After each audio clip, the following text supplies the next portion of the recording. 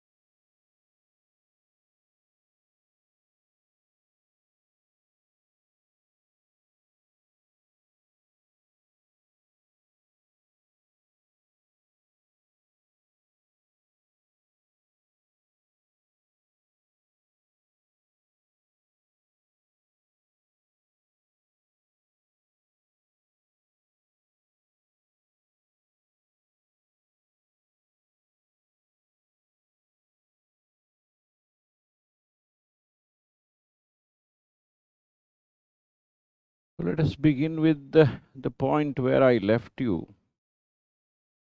before this uh,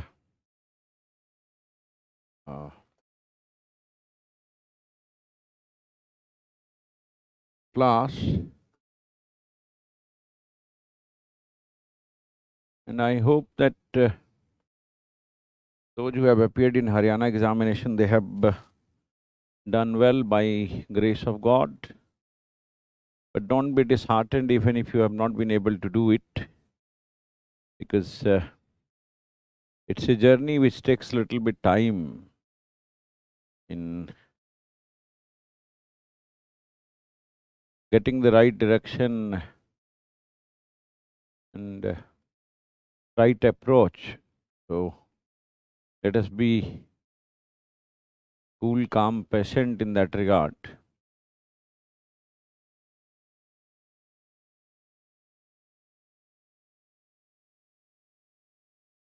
Because you have just begun learning.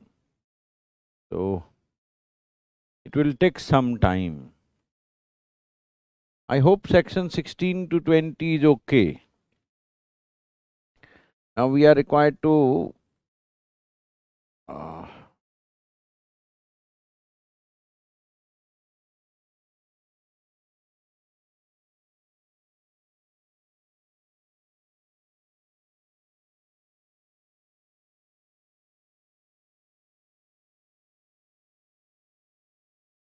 we did on the last occasion this territorial jurisdiction part, section 16 to 20. I hope we remember that. We discussed section 20 and we discussed some secondary points because they are examination questions. So I hope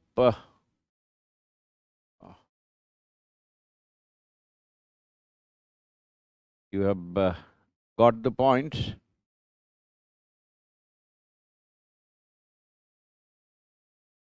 Now let us begin with objection relating to jurisdiction. As we have already read about this, that which place will have territorial jurisdiction and which place will not have territorial jurisdiction. So related to that, there may be objection as to jurisdiction. Objection may be due to this reason that this is not proper place of jurisdiction. Objection may be related to this fact also that this is not the best place of jurisdiction. There may be 2-3 defendants, or due to that reason there can be again objection.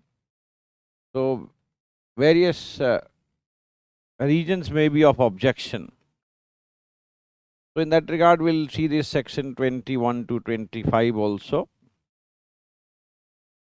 No objection. Now, if you see section 21, we talked about no objection as to place of suing shall be allowed by any appellate or revisional court unless objection was taken. Now, this is very basic point in law. that if there is any concern, any issue, let us raise it at the earliest possible opportunity. And this is procedural law, and procedure is handmaid of justice. So till justice is done, we do not bother much. But if justice is not done, then there is grave concern. So again and again you will find in 21 there has been consequent failure of justice. 21.1 is place related, 21.2 is pecuniary limits. Unless there has been consequent failure of justice, again failure of justice. So just try to pick up the point. And third is about competence of executing court. Again you find that consequent failure of justice. So what I said, that the basic theme behind all this, is that there should not be failure of justice. If there is failure of justice, then there will be issue. And you are required to be a little bit vigilant. Vigilantibus non dormentibus jura subvenient. मैंने पहले भी बताया आपको कि आपको खुद सतर्क और सावधान रहना पड़ेगा. इसको कहते हैं ना, if you sleep over your rights, your right will slip away. So if you sleep over your rights, your right will slip away. So that is the point here. That is the concern here. So if there is earliest possible opportunity where objection has been raised, we will entertain it. And appellate and revisional court will entertain it when there is this thing that you raised it at the earliest possible opportunity and it was not entertained at the trial court and at the earlier stage, and there has been consequent failure of justice. Then we are going to entertain it, otherwise not. So that point we discussed, as you are saying.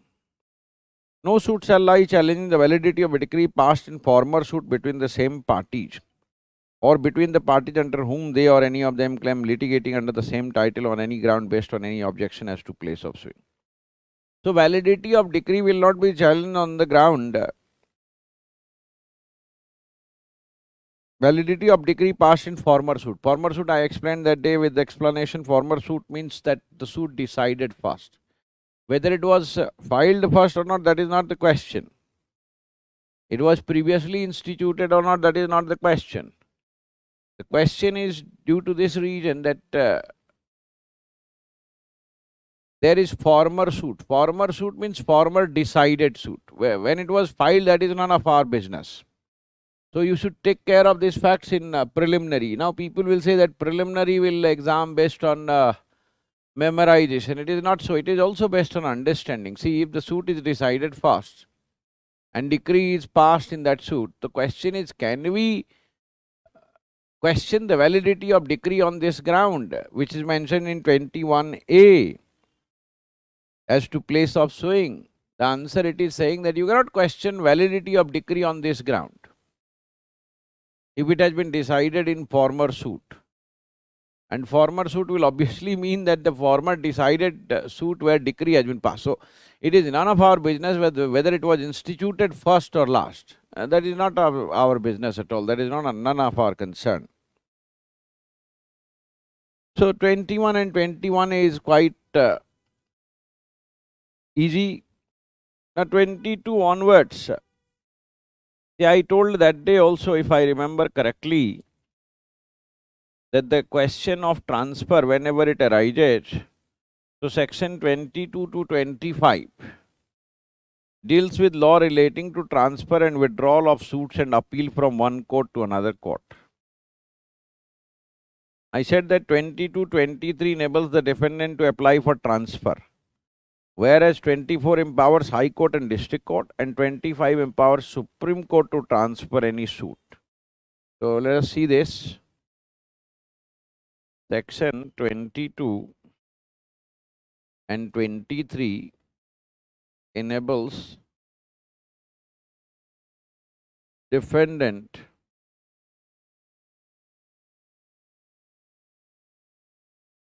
to apply for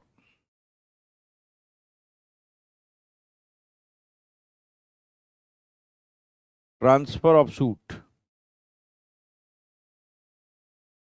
Section 24 empowers High Court and District Court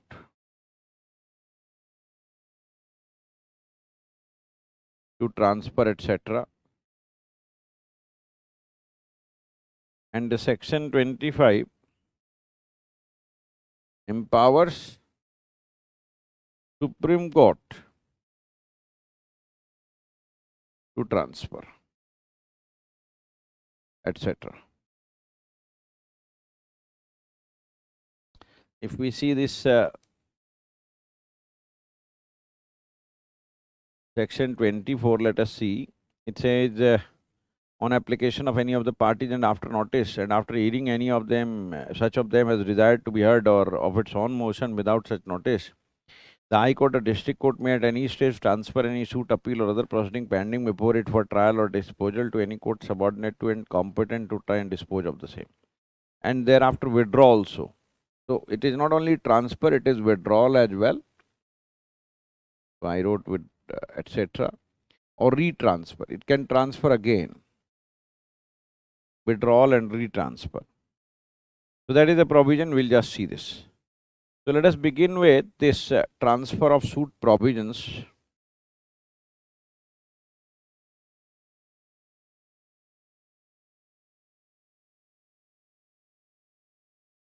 Transfer of suit. First question is, who may apply? To what court? Then general power of transfer.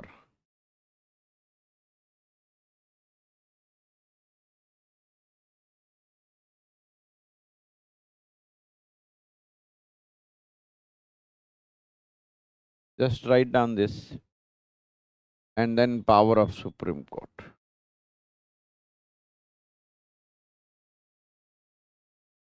So this is section 25. This is section 24. To what court application lies? Section 23.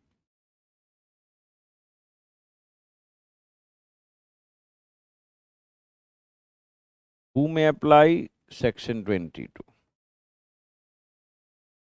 So let us read this in this scheme. This is general power. This is power of Supreme Court. To what court application lies? Section 23. Who may apply? Section 22.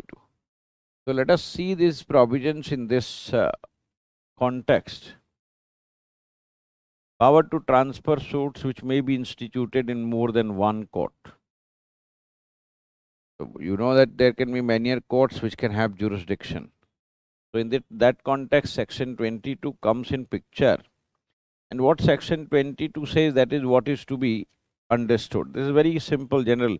Where a suit may be instituted in any one of two or more courts and is instituted in one of such courts, any defendant after notice to the other parties may at the earliest possible opportunity in all cases where issues are settled at or before such settlement apply to have the suit transferred to another court, and the court to which such application is made, after considering the objection of other parties, shall determine in which of the several courts having jurisdiction the suit shall proceed. So it says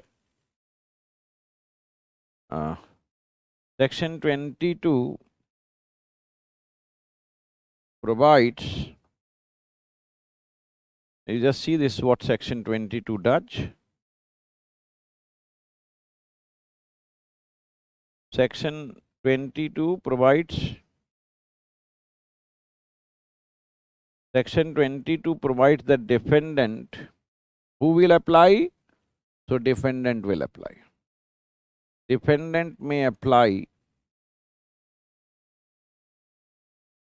to court for transfer of suit to another court, may apply for transfer, that's all. Let us write simple language. Section 22 provides that defendant may apply for transfer. But what are the conditions? But for it, following conditions must be satisfied.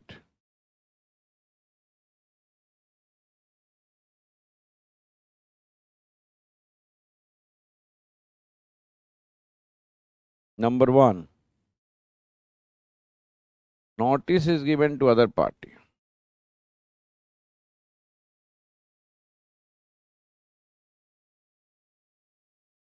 Number 2, application must be made at earliest possible opportunity.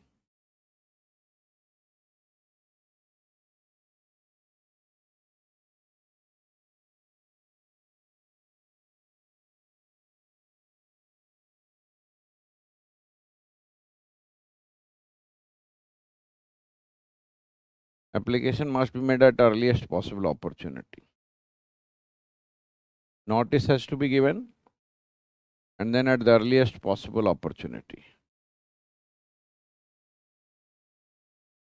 Is this clear? Notice is given to other party and application must be made at the earliest possible opportunity. Is this clear? Then what the court will do? And when it has to be done? So it says third, at the earliest possible, that you have written already, at the earliest possible. This is what is the third point. Application must be made at the earliest possible opportunity, at or before settlement. Now, and in cases where issues are settled, you can add here, in cases where issues are settled,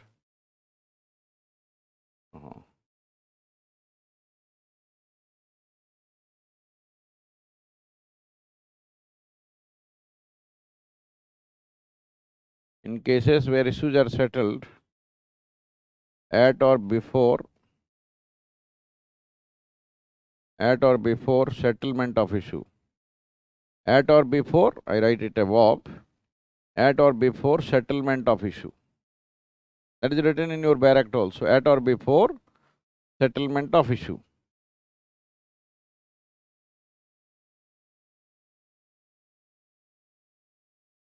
At or before settlement of issue. Once issues are settled and then you unsettle everything, this is not fair. So it should be done at the earliest possible. Now, if the correction has to be made, it has to be made at the earliest possible opportunity. And that is correctly so. Then it says, apply to have the suit transferred to another court and to court to which this application is made after considering the objection. So, now hearing of objections. So, in this hearing of objection, the court will hear the objection. What has to be done? Notice is served to the other party. Notice must be served. You will inform everyone. This is common sense. Notice must be served to all parties. So, you should not try to memorize this. You should try to understand this, that unless until you inform other parties, how will you decide the matter? The concerned party must be heard. Notice to other parties.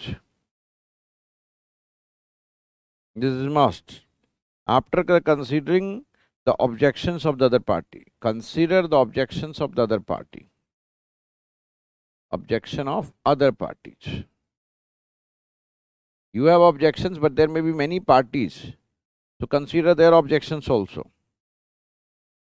They'll determine in which of the several courts and then determine.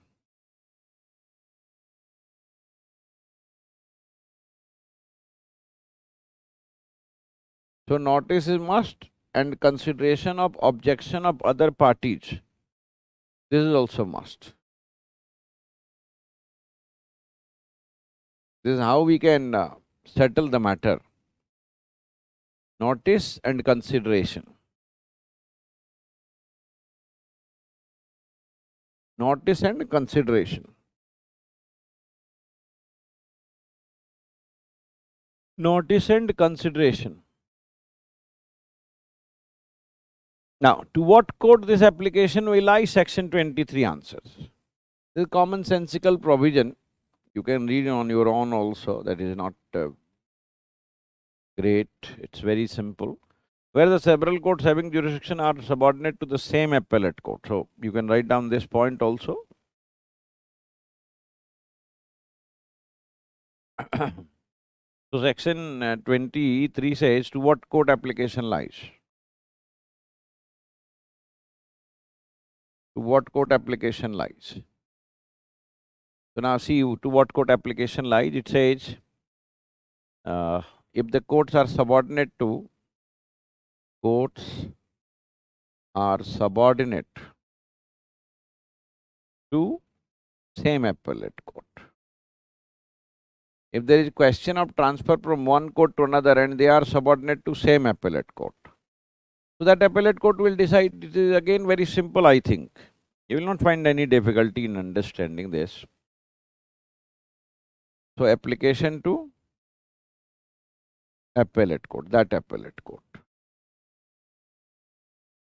I don't think there is any question in this. Is this clear? Subordinate to different appellate court. Courts means where the suit has been filed and courts where you want transfer. Thus both courts are subordinate to same appellate court. Now here the courts are subordinate to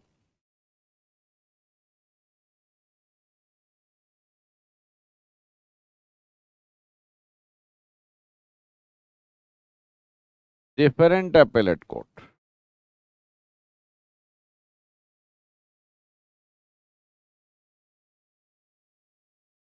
But same high court.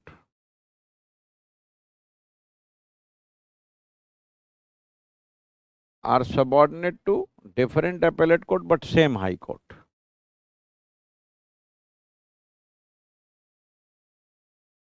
Application will be made to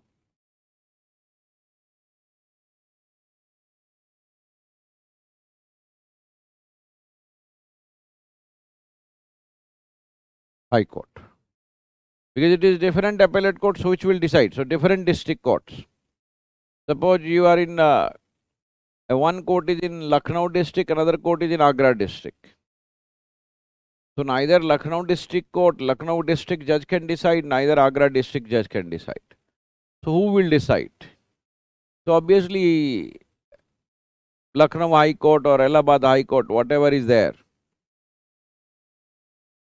Is this clear? The High Court will decide because they are subordinate to the same High Court. Subordinate to same High Court.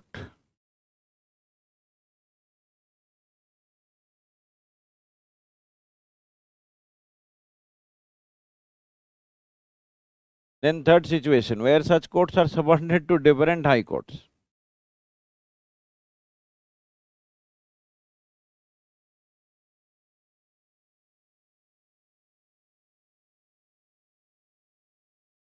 Where such courts are subordinate to different high courts.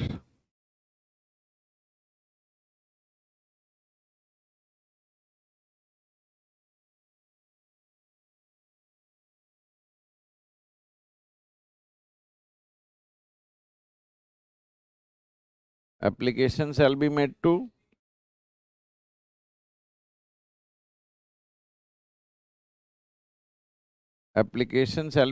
the High Court within the local limits of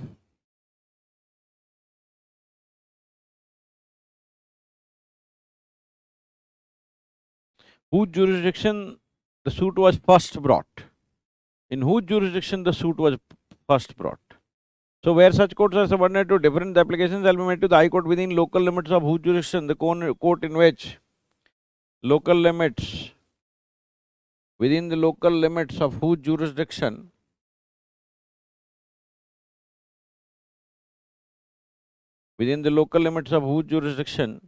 the proceeding first commenced. So proceedings first commenced means first commencement rule. First commenced. For example, I say that one suit is filed in Agra court, but there is objection that this should have been filed in Delhi. So Agra is subordinate to Allahabad High Court and Delhi is subordinate to Delhi. Delhi District Court is subordinate to Delhi High Court. So these are different high courts. Where such courts are subordinate to different high courts. So this is Allahabad High Court as well as Delhi. Now person is saying that Agra should not have jurisdiction, Delhi should have jurisdiction. Agra is subordinate to Allahabad High Court, whereas Delhi is subordinate to Delhi District Court is subordinate to Delhi High Court. Agra District Court is subordinate to Allahabad High Court. Is this clear? Now we'll see where the jurisdiction or where the proceeding commenced first. If it commenced in Agra, then Allahabad High Court. If it commenced in Delhi, then Delhi High Court. Is this clear? If it commenced in Delhi, then Delhi High Court. If it commenced in Agra, then Allahabad High Court. So where proceeding began first, that High Court. If it began in Agra first, so Allahabad High Court will decide the matter. And if it began first, in this example, Agra was the first court where the suit was filed. So Allahabad High Court should have jurisdiction to decide. This is what is called first commencement rule. First commencement rule.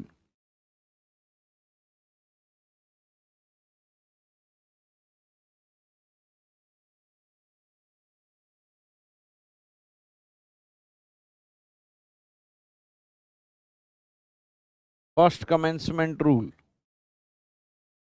First commencement rule.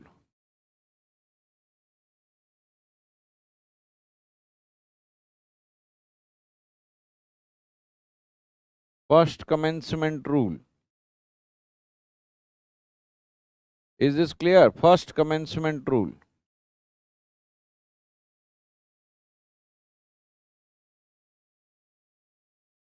First commencement rule.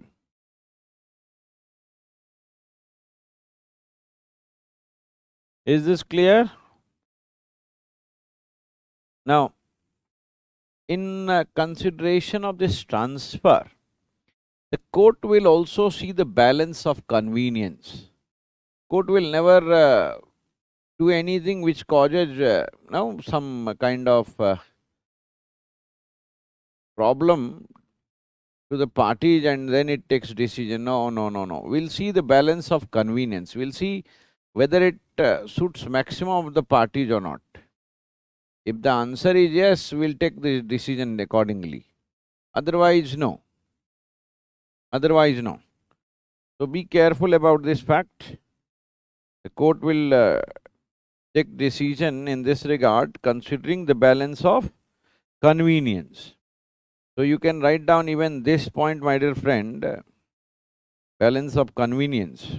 So just write down. In taking decision of transfer,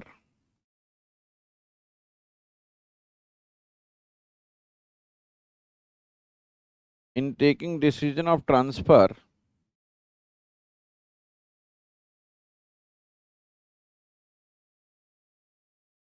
in taking decision of transfer under this section 22-23, court will look into number one, balance of convenience. We'll see the convenience of all and then we'll take the balanced and reasonable decision. And the second, notice to the parties. As you know that there is basic principle of natural justice, and natural justice says that unless and until you hear the matter or hear all the parties, you should not take a call. So you should hear all the parties. You should hear all the parties and then you should take the call. You should hear all the parties, then you should take the call. Is this clear? So write down balance of convenience and this now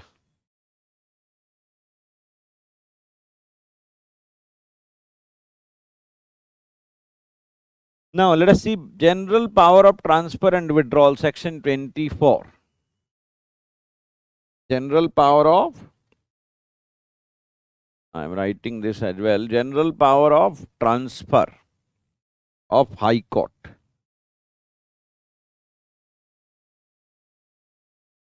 General power of transfer.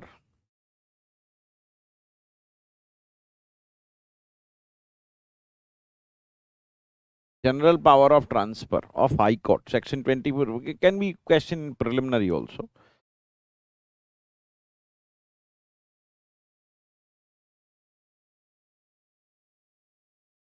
General power of transfer.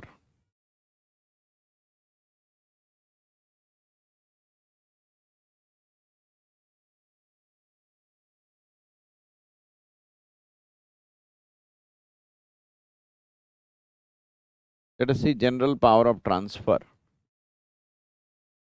Section 24 contemplates general power of High Court and District Court for transfer and withdrawal of civil suits. So it is whose power? Power of High Court and District Court. High Court and District Court. I write all the relevant points. On application of any of the parties. Who will file application? Any of the parties. The court can do this even suo motu.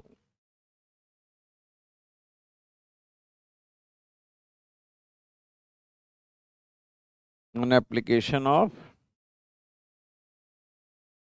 any of the parties. On application of any of parties. Anyone can file this. Anyone can file this. Anyone can file this. Any of the parties.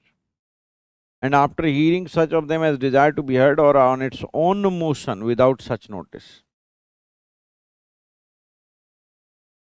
court can order transfer on its own. On its own means can order transfer on its own. Court can order transfer on its own. That is called suo motu, on its own. On its own means suo motu. Suo motu means on its own. Apne aap. On its own. Without notice. In this case, no notice. This is very, very important. Without notice. On its own, without notice. What will be done? So what it says, see the bare act carefully. It says, High Court or District Court may at any stage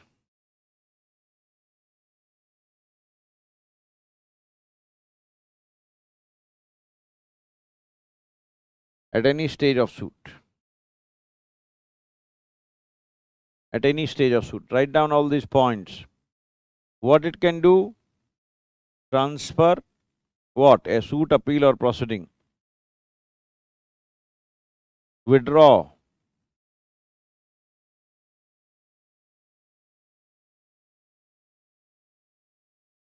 So just see this.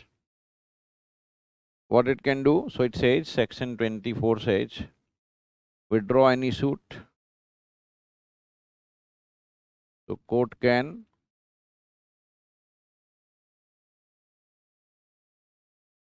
withdraw any suit, appeal or other proceedings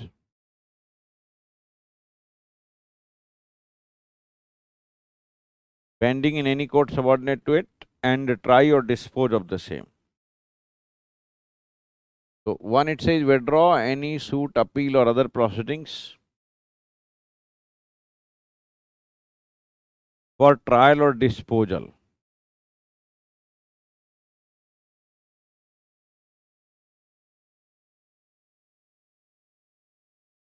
The court can withdraw any suit, appeal or other proceedings.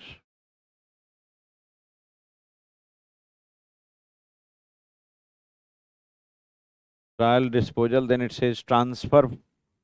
No. High Court can also try it. Transfer it. Transfer for trial or disposal, no? To subordinate court. So High Court can give it to subordinate court and similarly District Appellate Court for trial or disposal by its own. Means it will do itself. The High Court or the District Court will do itself, or transfer for trial or disposal to subordinate court, or they can send it to subordinate court, or retransfer the same for trial or disposal to the court from where it was withdrawn, or retransfer the same.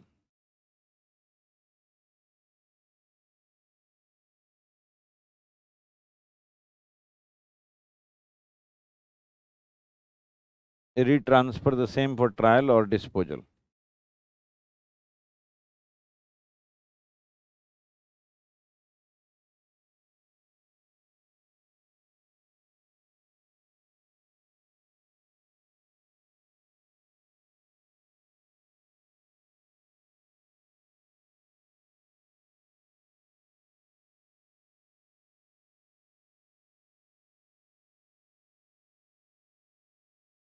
Is this clear? And second, it says that it can transfer also. That is the first point. I have made it second point. Transfer any suit, appeal, or other proceeding pending before it for trial or disposal to any court subordinate to it and competent to try or dispose of the same. Transfer any suit, appeal, transfer to subordinate court. So can you see this section 24 subsection 1 clause A says transfer any suit or appeal or other pending before it for trial or disposal to court subordinate. So transfer to subordinate court any suit, appeal or proceeding from it. So it can transfer from itself also.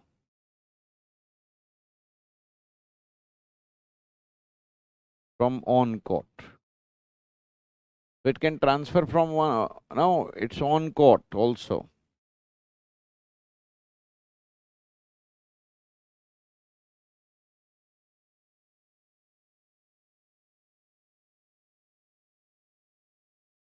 Is this clear? It can transfer from own court to subordinate court. And then there is provision that it can withdraw from lower court to its own court. And it can transfer from one subordinate court to another court. And it can retransfer the case which has been withdrawn earlier. So various things can be done. Nothing great here. It's all simple general points. Nothing great here, I must tell you. This is general point. These things can be there in your exam in preliminary, or it can be used little bit in practice. No men's question is there. Then it says, where any suit or proceeding has been transferred or withdrawn under subsection 1, the court which is there after to try or dispose such suit may subject to any special directions. In case of an order of transfer, either retry it or proceed from the point at which it was transferred or withdrawn. So now, see the third thing, where any suit or proceeding has been transferred or withdrawn under subsection 1, the court which is thereafter to try or dispose may subject to any special direction in the case of an order of transfer, either retry it or proceed. So the court to which it is transferred, the court to which it is transferred, the court to which it is transferred can either A, retry it, or B, proceed from the point, proceed from the point at which it was transferred, or proceed from the point where it was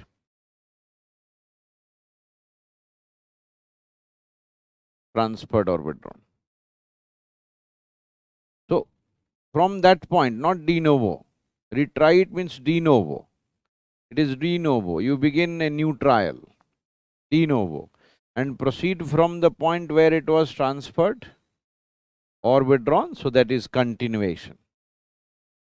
That is continuation. It is continuation that you have done 25% task and I have started with 26% and I'll take it to 100. And de novo means that you started from 0. So both can be done. Both can be done. This is what is section 24. Both can be done. For the purposes of this section, courts of additional and assistant judges shall be deemed to be subordinate to district court. All right? Because district court is administratively head court. District court means the district judge, the senior most judge sits there. Now, ADJ and assistant judges are subordinate to that district court. Proceeding includes proceeding for execution also, as it was in section 21. The court trying any suit transferred or withdrawn under this section from a court of small cause for the purpose of such suit shall be deemed to be a court of small cause. Yes, if I have withdrawn a case from a small cause court which has limited jurisdiction and jurisdiction in certain matters, so I will enjoy only that jurisdiction. I cannot pass such orders which cannot be passed by court of a small cause. So it says that if I have got a case from court of a small cause, I will behave like a court of a small cause, even if I am senior court. I am superior court. A suit or proceeding may be transferred under this section from a court which has no jurisdiction to try it. Yes. If you have no jurisdiction to try it, even then there can be transfer. Yes, there should be transfer. Section 21, I don't think that there is any doubt. But you understand that in section 24, transfer is two-way. Subordinate to, now we just saw this, subordinate to higher court.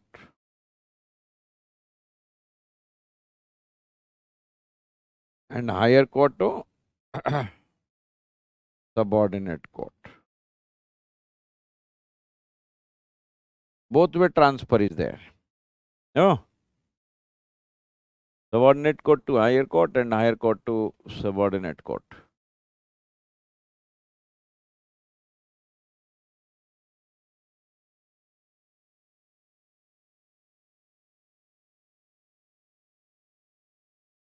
There are other cases also. Nahar, I've written in your barrack, just see this.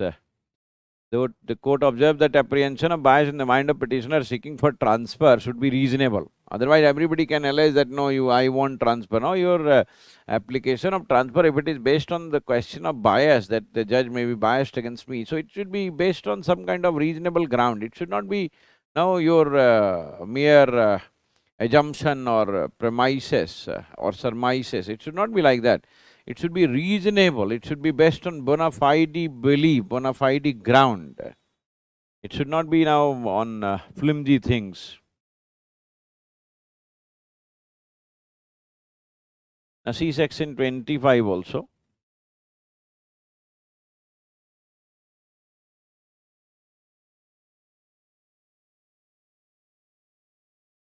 Section 25, power of Supreme Court to transfer suits. On the application of a party and after notice to the parties and after hearing such of them as desire to be heard, the Supreme Court may at any stage, if satisfied that an order under this section is expedient, direct that any suit, appeal or other proceeding be transferred from a high court or other civil court in one state to a high court or other civil court in another state. So, section 25 basically empowers Supreme Court to transfer case, no? So, how it will do it, I'll just let you know. But who will do it? Supreme Court. And what the Supreme Court will do? It says transfer.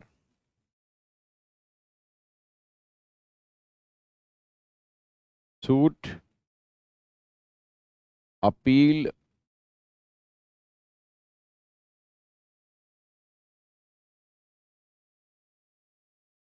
or other proceedings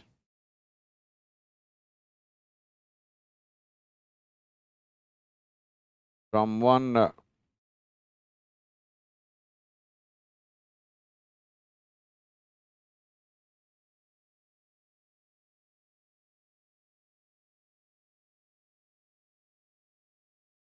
transfer suit, appeal or other proceeding from one civil court or high court to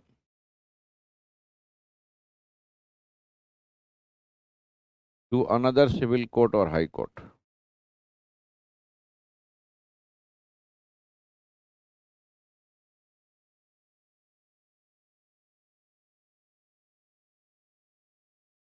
from one to another. This is what is written in this. To another civil court or high court. Then it says further, every application shall be made by motion which should be supported. Now, application here, number 2. Number 1 was this, number 2. Application for this purpose should be supported by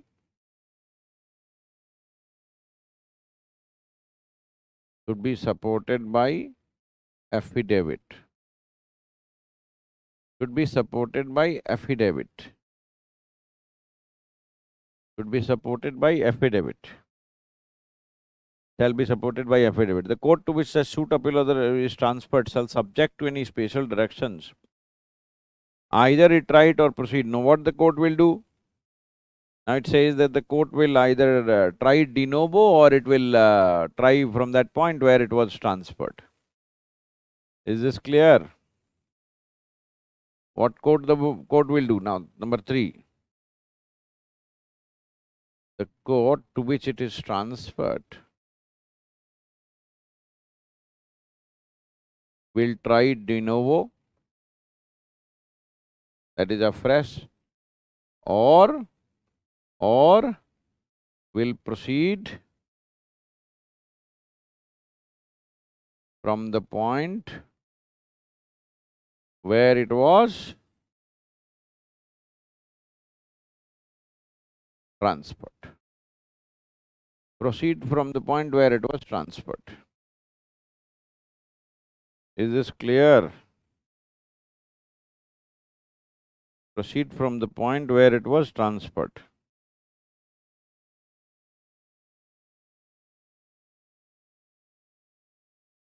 Proceed from the point where it was transferred.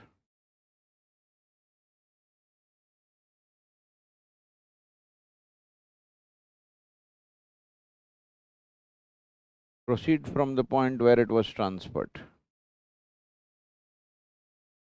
Number 3. Next.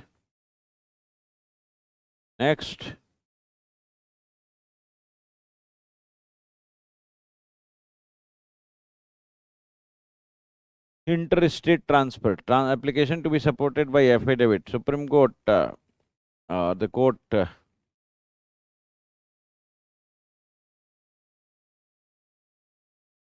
it deals with interstate transfer, no? It deals with interstate. See, these are important for preliminary. So maybe a question, so please be careful.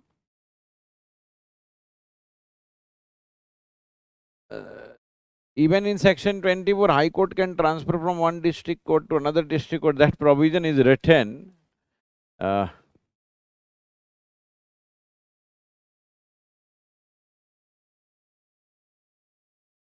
On that point, there can be conflict. Now see, section 24 says that there is first commencement rule. So the court where proceeding is started, that High Court can transfer a case from one subordinate court, the court which was subordinate to itself, to another court in another district. And section 25 also empowers Supreme Court to do this interstate transfer. So now question arises whether in section 24 it will be done by High Court or it will be done by Supreme Court in 25, because both have power. So on this point I tell you, Durgesh Sarma versus Jayasri. Durgesh Sarma versus Jayasri clarified the point. Did you get the idea? Supreme Court in, you write like this. Supreme Court in section 24 and High Court in section 25 has power to transfer. Has power. Supreme Court in section 24 and High Court in section 25 has power to transfer. Supreme Court in section 24 and High Court in section 25 has power to transfer a case from one subordinate court in one state to another subordinate court in another state. So both have power here. So now whether Supreme Court will oh, I have just written wrongly. Supreme Court in section 25, extremely sorry, and a High Court in section 24.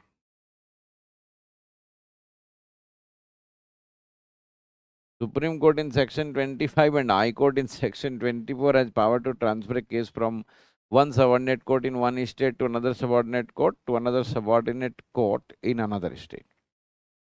So there is conflict of power. Both have power. What will you do? What will you do in such situation? So you can appreciate and you can write down in this context,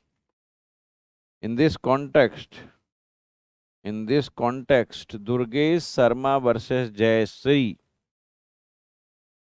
In this context, Durgesh Sarma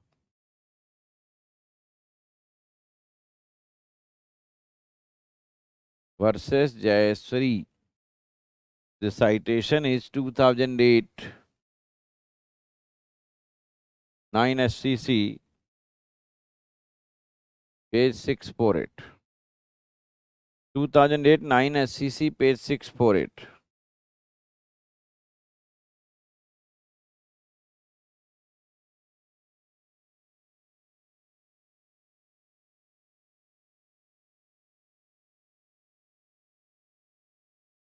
Now in this case, the court said,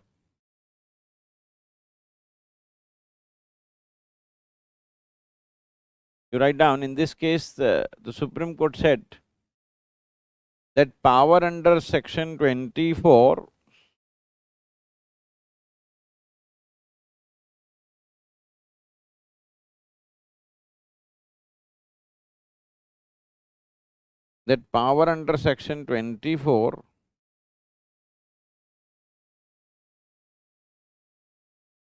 power under section 24 does not authorize, see, I am quoting the judgment, does not authorize a high court to transfer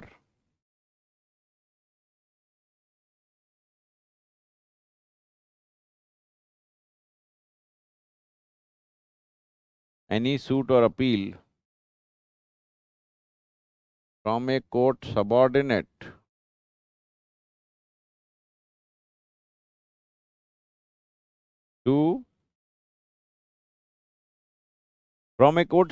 to that high court to a court not subordinate to that high court. From court subordinate to that high court to, so it will come from here, from a court subordinate to a court not subordinate. It is subordinate, not subordinate to that high court. Either under section 24 or section 23 subsection 4.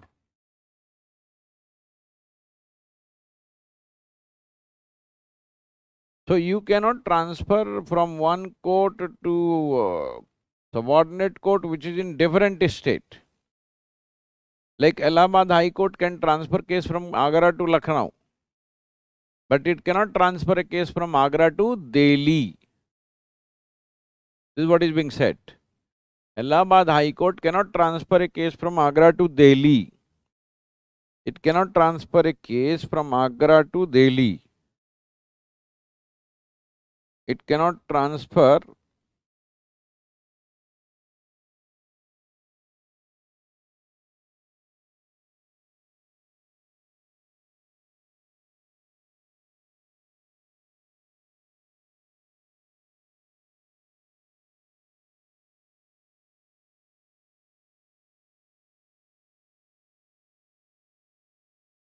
It cannot transfer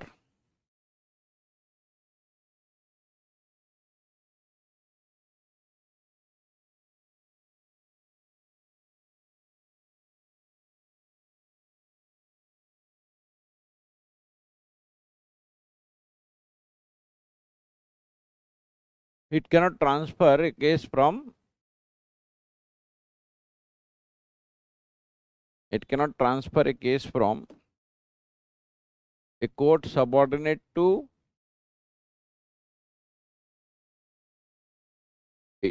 that own high court to some other court subordinate to other high court. That is what I said. Allahabad High Court cannot transfer a case from Agra, which is subordinate to Allahabad High Court, to Delhi, which is subordinate to different high court. That power is not with High Court. That power is only with Supreme Court in section 25. Is this clear? Then the court further says that the Supreme Court's power, not in this case, in other cases, you can write down further. This is Jayasri. This is clear? Jayasri is clear. Jayasri is clear. Then there is case MB Ganesh Prasad. I have quoted in your Bear Act also. Versus ML Vasudev Murthy. ML Vasudev Murthy. Karnataka decision. ML Vasudev Murthy. AIR 2003. Karnataka.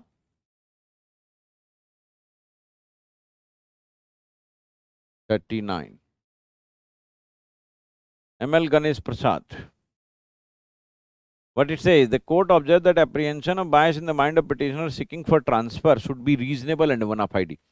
So if you are asking for transfer, your belief should be reasonable and bona fide. It should not be that by figment of imagination that you can come to the court and you can say that I want transfer of the cases. No, no, no, not at all. Not at all, my dear friends, not at all. Transfer of case is dependent on the fact that there is genuine reason for transfer. It is not on the figment of imagination that there can be transfer. So, court says apprehension of bias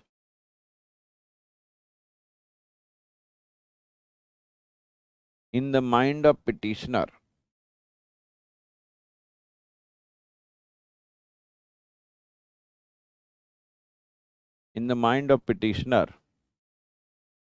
seeking transfer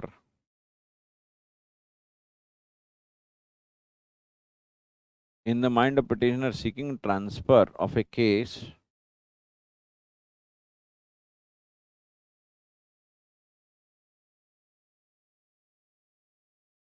should be reasonable and bona fide. Otherwise,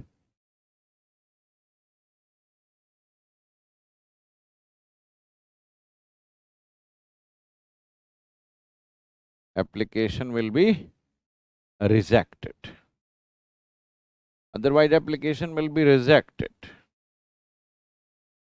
Otherwise, application will be rejected. Is this clear? Otherwise, application will be rejected. Is this all right, my dear friend? Otherwise, application will be rejected.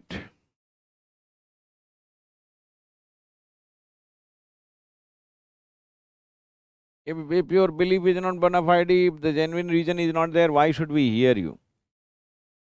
Is this clear?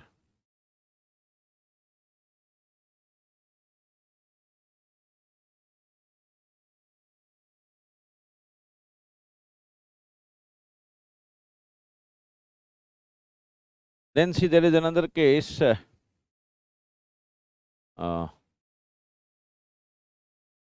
Indian Overseas versus Chemical Construction. Indian Overseas versus Chemical Construction.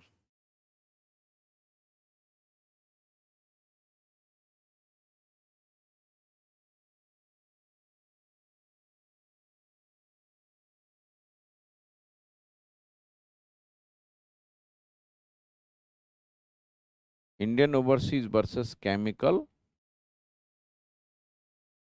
Construction.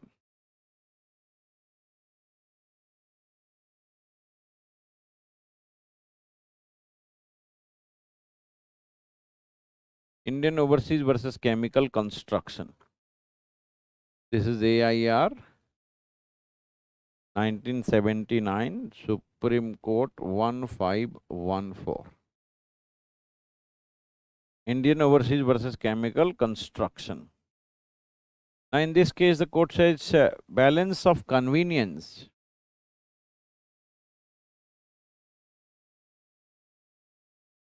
is prima facie consideration.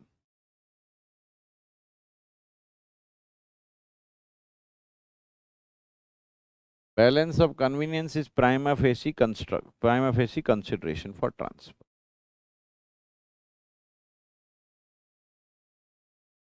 Balance of convenience is neither convenience of plaintiff nor of defendant alone, but of both. It is convenience of both. We'll see whose convenience is better suited in the circumstances, not of one only. That is plaintiff or defendant. It is not convenience of one, it is convenience of both. Convenience of witness required for proper trial and the convenience of particular place of trial having regard to the nature of evidence on the main points involved in the suit and doctrine of forum convenience are also relevant factors. So we'll see even convenience. We'll see convenience of witness as well. Witness as well.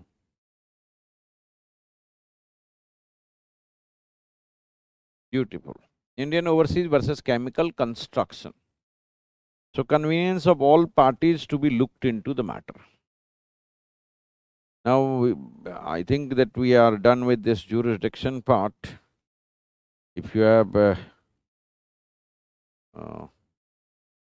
any doubt, any question on this section 15 to 25, you can ask me right now. We'll look into that and we'll answer that. Is this clear? I take break of 5 minutes and then we'll resume. In the meantime, you can look into the question, and if you have any issue, please let me know.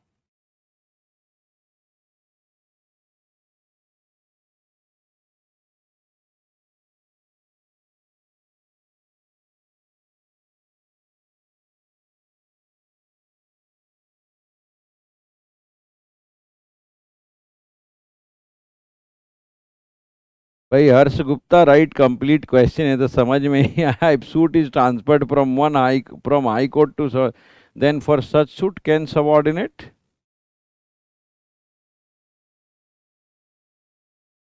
नहीं, this is not clear. Harsh Gupta, not clear. You write in WhatsApp. You write in WhatsApp after the class. I'll answer it tomorrow, don't worry. What amounts to commencement of proceeding? Varda Vasu Priya, commencement means commencement, that is beginning. Where the suit first commenced. Commenced means started. Where the suit first started, that's very clear. All right. Now then there is Aarti. There is question. High Court has power to transfer pending suit from subordinate court to another High Court. Another High Court, subsection 3 of section 23. What is this? Let me check. What are you saying? I'll just respond. Where such courts are subordinate to the application shall be made to High Court within local limits of jurisdiction in which suit is brought is situate. All right. So what is your question, Aarti?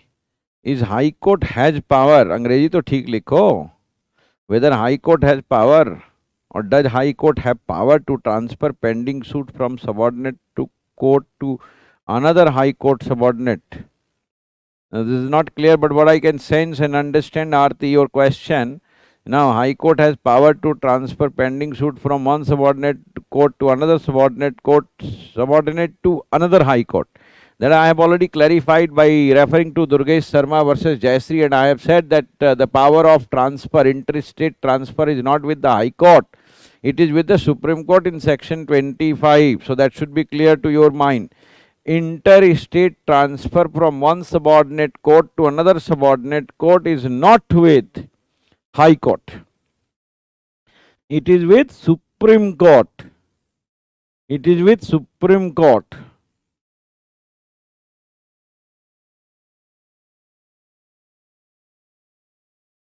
Is it institution or examination under Order 10 or framing of charges? What is this? Varada Vasupriya, where are you going? Framing of charges in CPC? What are you saying? Varada Vasupriya, please be regular in class. What are you saying?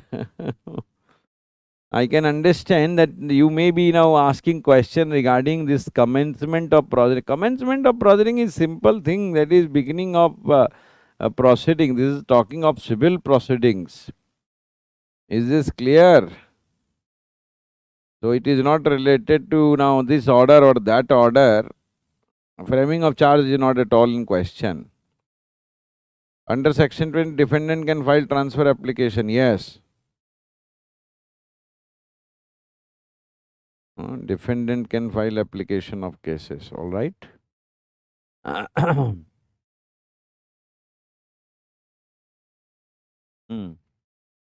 Section 24 says on application of any of the parties will obviously include any.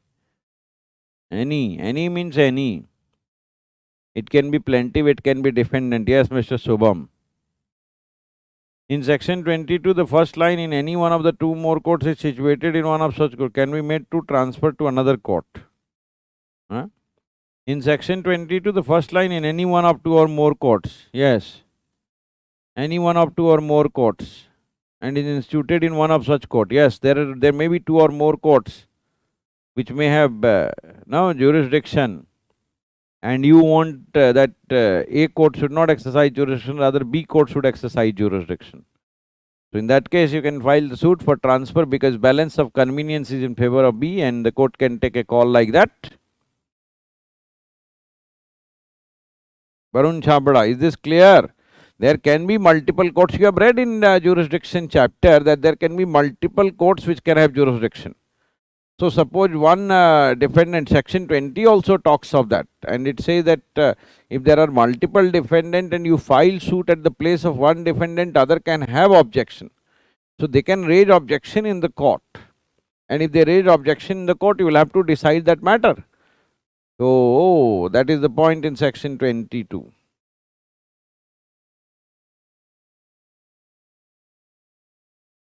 Problem in applying section 16 provide you and phrase personal obedience. Refer to your class lecture that is beautifully explained in class.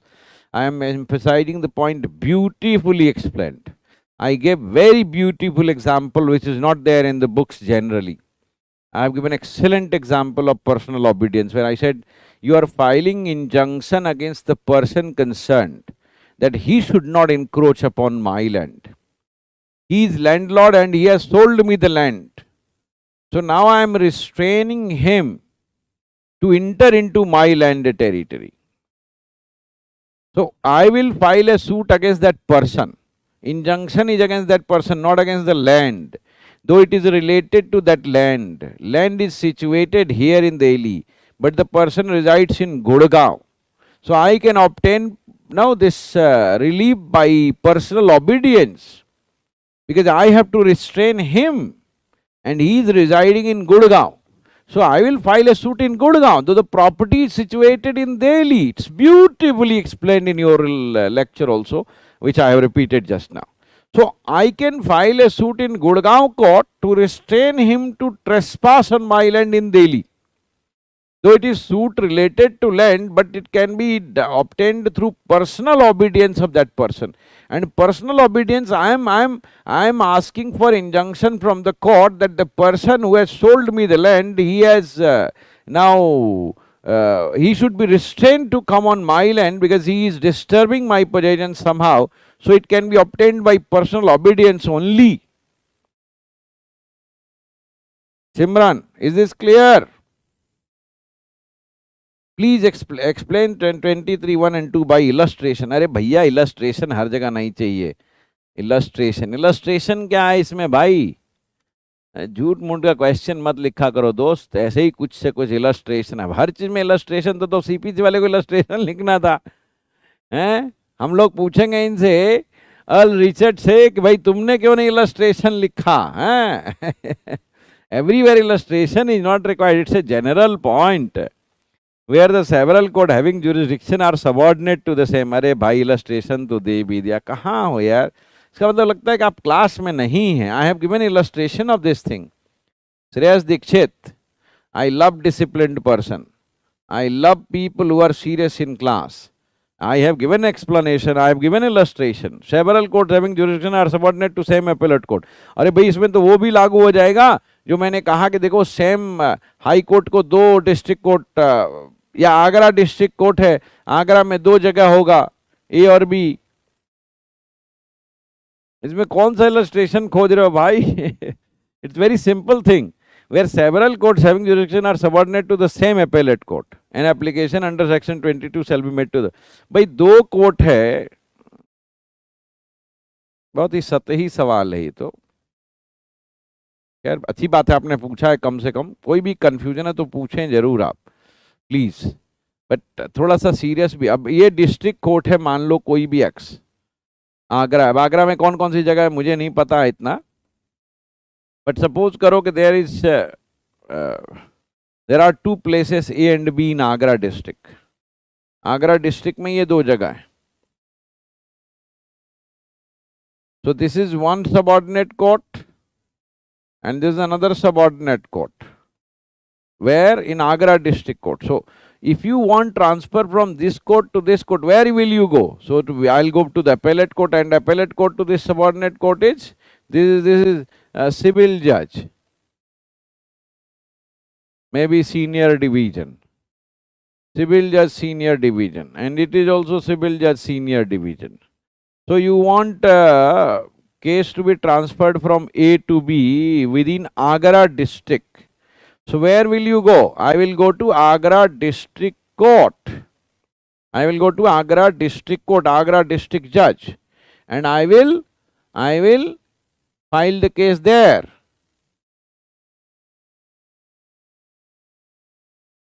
I will file the case there. Is this clear? Shreyas Dixit sahab, अब आपने कहा 23 का second point पर अभी बताते हैं। Where such courts are subordinate to different appellate courts. अरे भाई इसका भी चित्र बना लो ना, ये तो बहुत शान सब चीजें हैं, ये तो सतही बातें हैं, ये तो एडमिनिस्ट्रेटिव मैटर है। सपोज करो Allahabad high court,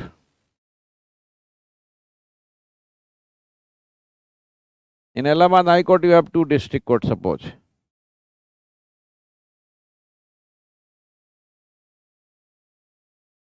there is Agra and whatever it is, Gautam Buddha Nagar, Noida. Huh?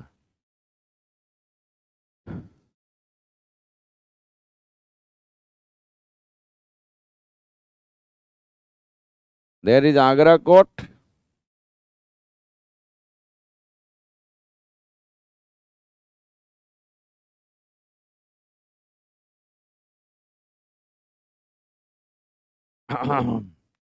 There is Agra district and Kanpur district. Both are subordinate to same High Court, Allahabad. Is this clear? Is this clear? Where such courts are subordinate to different appellate courts. अब ये there is Agra district court and Kanpur district court. अब आगरा में मान लो कोई court है, subordinate इसका A and B, and similarly there are two subordinate courts here C D. अब now I want transfer from B to C. So this is subordinate to Agra district court, this is subordinate to Kanpur district court. But both are subordinate to same high court, Allahabad, UP. So where will the suit lie? So if I want transfer from this court to this court, suit will lie to Allahabad High Court, not to Agra or Kanpur district court. This is what is being said. Shreyas Dikshit.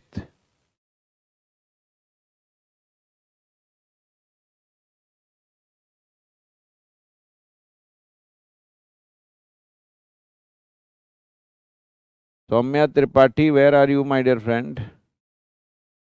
I have explained. You might have asked earlier. So I think, Soumya, I think I have explained beautifully. Are you clear? I want your answers.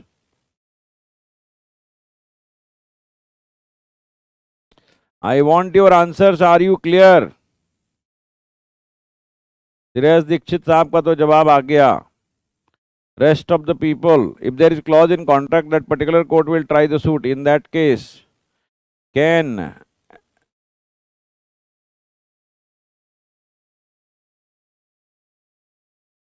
if there is clause in contract that particular court will try the suit in even that case can unless your question is not clear.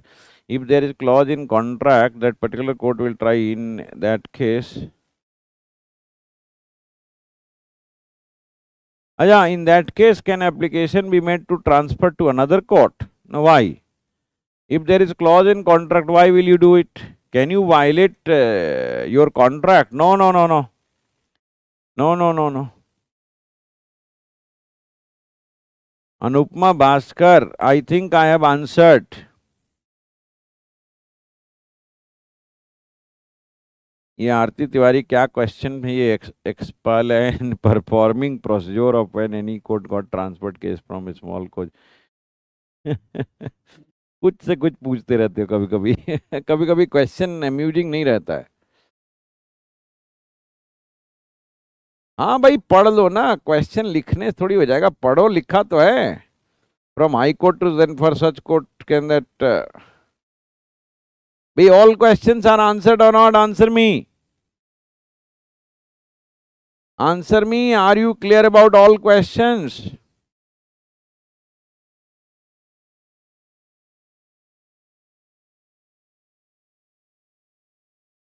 Your all questions are answered or not? Let me check again. I see again. I see again.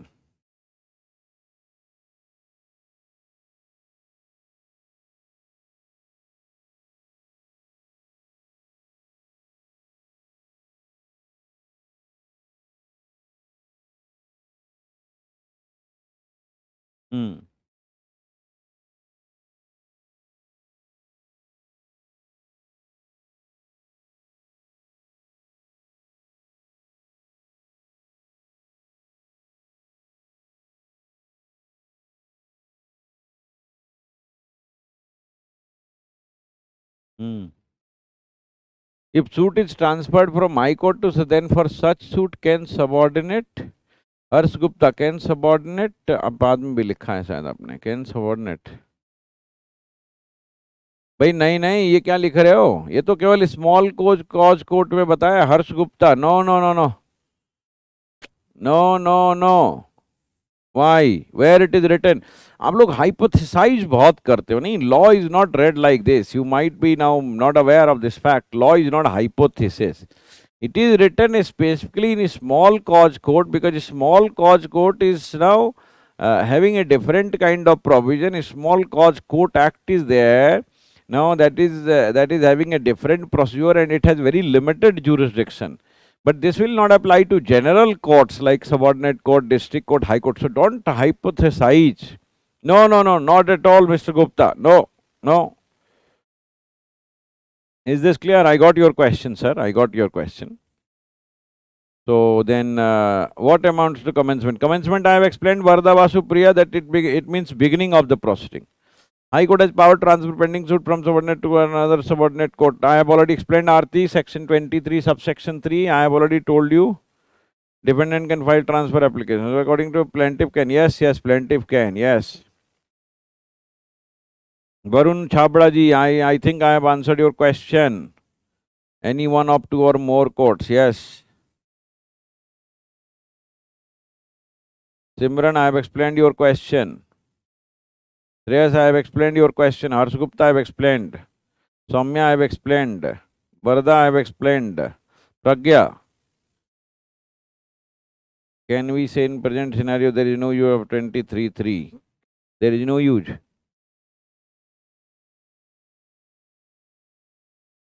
You cannot do interstate transfer. Yes, you can say like that. Interstate transfer by High Court is not permissible. Subham, yes. If there is clause in contract, I have already said that if there is clause in contract and you have agreed to that, you will have to abide by. That is called forum selection clause. So you are bound by that. Anupma, I think proviso is clear.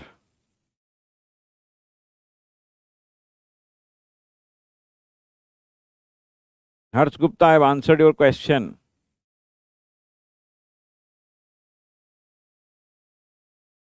Chalo, all clear. Thank you very much. You please solve the question also, and now we will be solving all the questions of earlier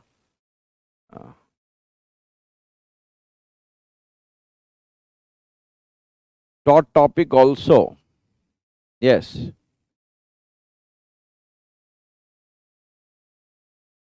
So let us proceed further. Let us see this next topic of discussion, that is, now see, till this point you have understood certain things, and the things were mm,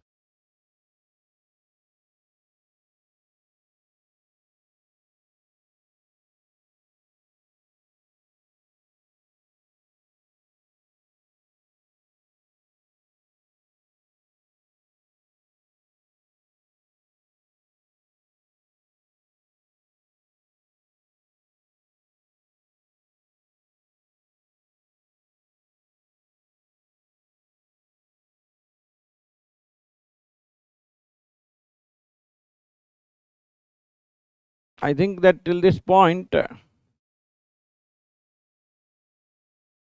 uh,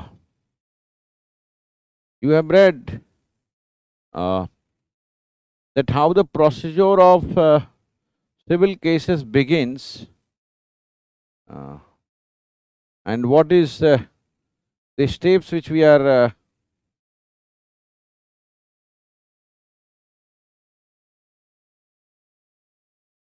steps which are followed.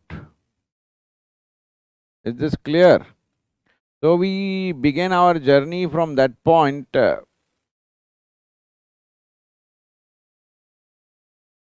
We began our journey from that point, that see, when a civil suit is to be filed, we'll file the plaint first. So we understood the drafting of plaint. Obviously, for drafting of plaint, you saw that order 7, order 1, order 2, order 3, order 4, order 6.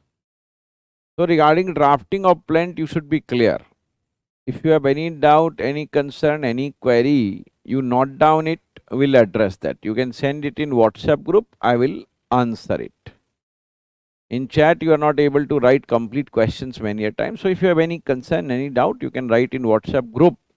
No individual message. Some students will do this message to the teachers, that is not uh, reasonable, because teachers cannot personally communicate. It is not feasible. It is not feasible, sir. So that is why we are here. We are in your service. You believe me. If you give me any question or to any teacher, we will address that, we'll answer that. You don't worry. That's my headache, that's my concern. But you write down the question and first you solve the questions. Don't give the question without solving. That is not going to help you at all. If there is a big question, you have given it in the group. No, no, no. You first do it yourself. That is how you will improve upon your intelligence. The second, then after drafting of plaint, when you learn the drafting of plaint, then you started investigating the fact that with this plaint, where should I go? Where should I go? So you started to find the court. And you started to find the civil court where I'll file the civil suit. So question arose, which suit is civil suit and which suit is allowed there and which suit is barred there. And I tell you, section 9 is very, very important topic, and I have given you some cases also on section 9, and I'll especially request, if you are sincerely involved in understanding CPC, to look into that time and again. Section 9 is very, very important. Then we went ahead and we saw that which court has territorial jurisdiction. Which court? So we reached to section 16, we saw that lowest court and then the territorial jurisdiction, then objection as to jurisdiction. Now the plaint has come to the court, we have got the direction from CPC which court to visit. Pecuniary jurisdiction is a state concern, so different states will have different jurisdiction, that you will have to see yourself. Now, once you are done with this, that you have come with the proper plan to the proper court, now the court proceedings begins. So the court will admit the plant or reject the plant or return the plant. If it admits the plant, obviously it will start the proceedings further and it will issue the summons. It will issue the summons. It will issue the summons. It will issue the summons. Is this clear? It will issue the summons.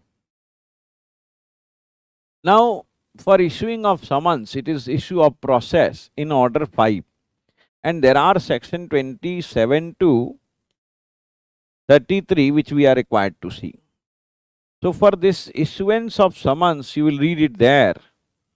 The beautiful discussion is there and it's very simple, general. And most of the questions, I think, in issuance of summons will relate to preliminary examination and for understanding of procedure. I don't think that this will be very important for mains examination. It will be important for preliminary examination. It will be important for preliminary examination. Is this clear? So, order 5 read with section 27 to 32, then 33 talks of penalty, etc. No, something like that. So, you will just see that, and this is very general, very simple, and there are many questions in section summons order 5 read with section 27 to 32. Also 33 will read here. So, we'll see that summons to party, summons to witness. So, in this context, there will be many questions which will arise. So, I said plant is instituted. We saw the here order 1, order 2, order 4, order 6, order 7. Now, then suit instituted,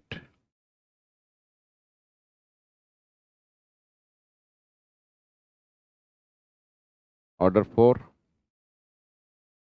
where instituted section 9 civil suit, here also section 9 civil suit, where instituted. So, you read section 26 that the suit is instituted by presentation of a plant. Where it is presented? Where? So, here we read about the court. Court. Which court? So, we read section 9, we read section 6 and we read this section 16 to section 20. Civil suit, pecuniary jurisdiction,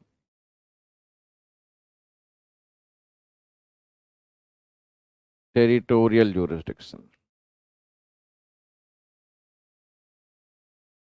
Now, after we did this, then we proceed further. Plant is brought, suit is instituted by filing a plant in proper court. Now we begin further. Now, what is the process thereafter? Now, court will initiate the proceeding after admission of plant. It will issue summons.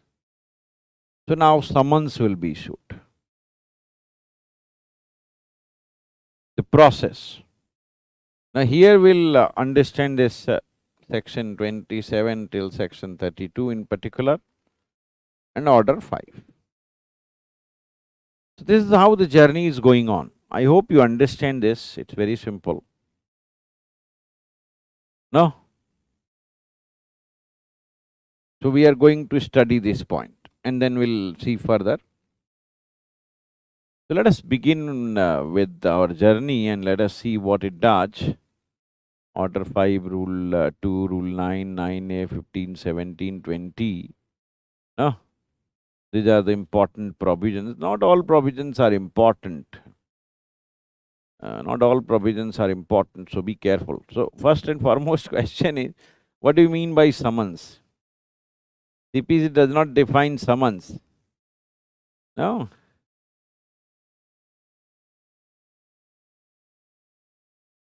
Oh. And what is now? So you can write down what is summons. आप question बनाए छोटा छोटा और लिखें. Question. What is summons? CPC does not define what is summons. It is basically noun, summons. Summon is verb, summons is noun. So, what is summons? It is a document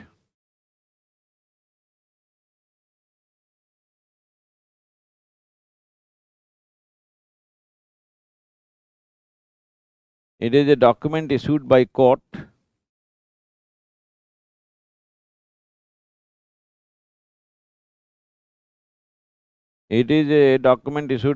calling upon a person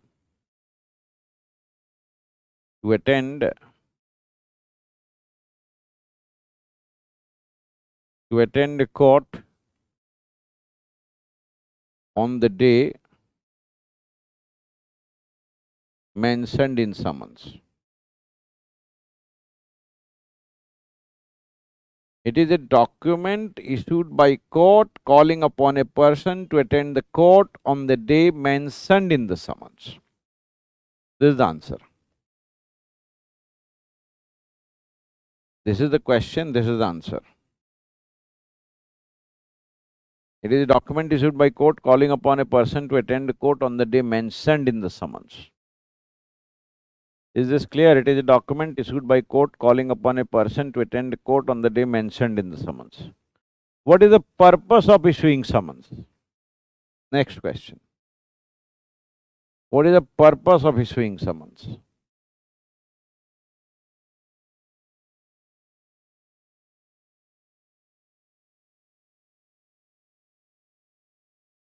What is the purpose of issuing summons?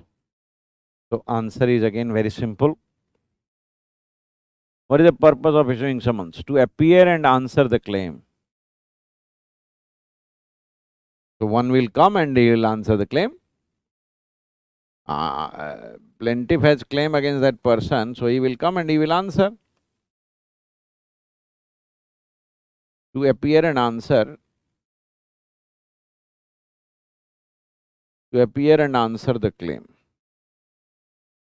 To appear and answer the claim. Now second, to file WS. To file written a statement of his defense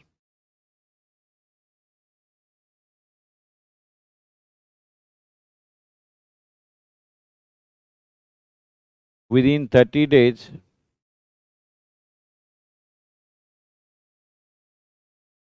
from the date of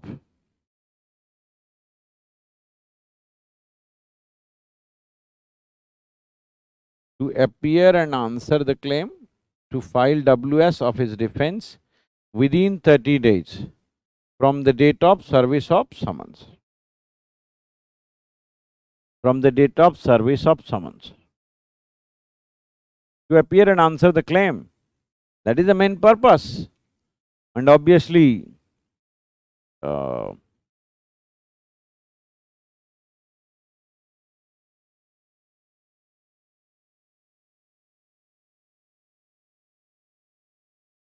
now then there are further purpose of issue of summons, which can be settlement of issue in accordance with Order 14 and even final disposal of the suit as per order. Purpose of issue of summons. You can just look into this. Now let us see Order 5 first. Order 5.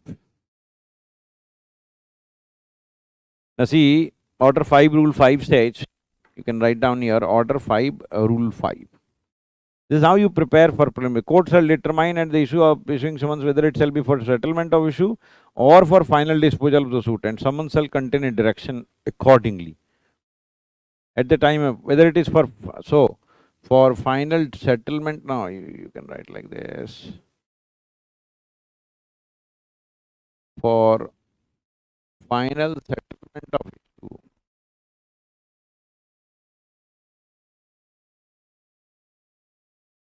for final settlement of issue or for final disposal of the suit.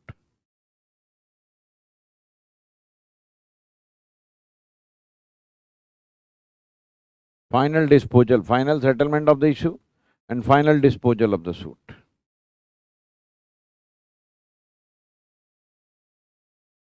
Final settlement of issue and final disposal of the suit. Final settlement of issue and final disposal of the suit.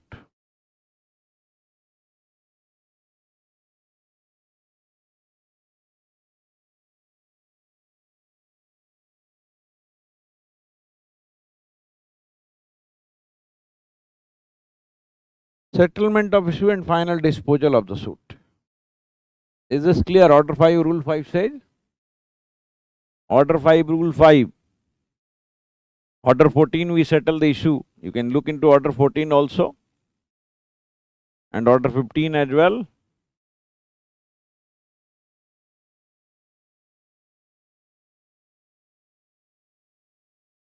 Where at the Order 15, Rule 1, I am reading. Where at the first hearing of suit it appears that the parties are not at issue on any question of law or fact, the court may at once pronounce judgment. So this is for final disposal of the suit. This is for final disposal of the suit.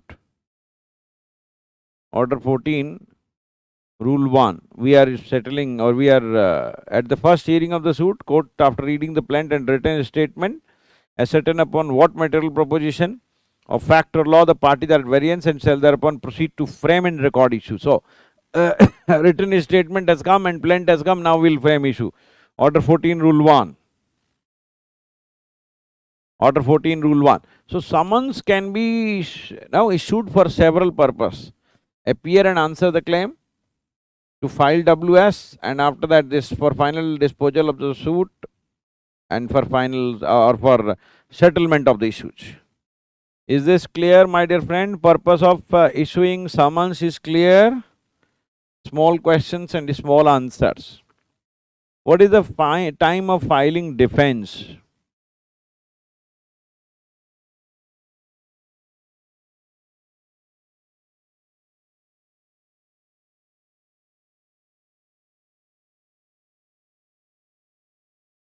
Because summons main purpose is to file defense. So, generally it is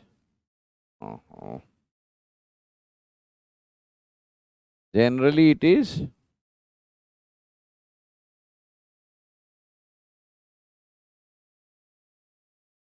30 days. Then second, but can be up to 90 days if the court is satisfied.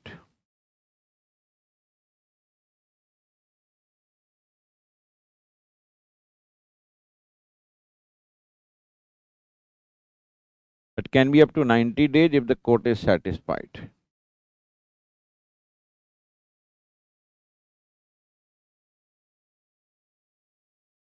And a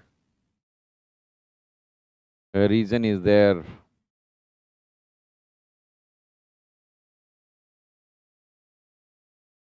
But can be up to 90 days.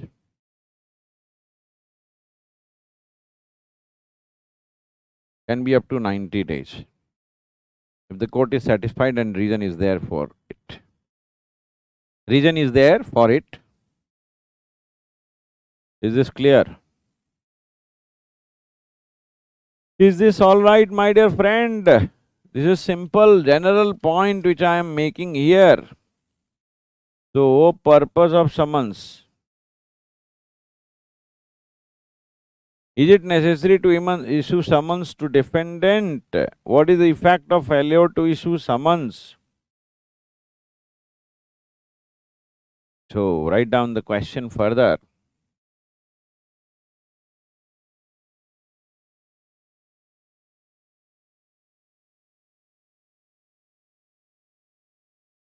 Is it necessary to issue summons?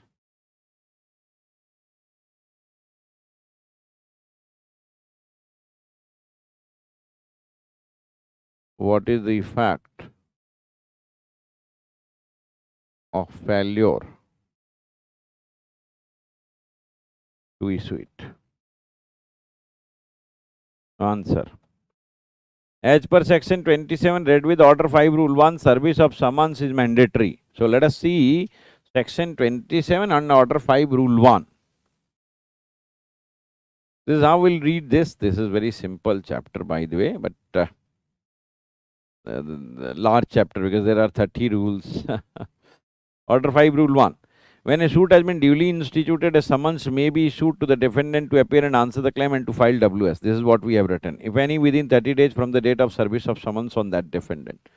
So, provided that no such summons shall be issued when a defendant has appeared at the presentation of plaint and admitted the plaintiff's claim. If he has already appeared and admitted, where the defendant fails to file WS within the set period of, he shall be allowed to file the same on such other day as may be specified for reason to be recorded, but which shall not be later than 90 days. I have already told you.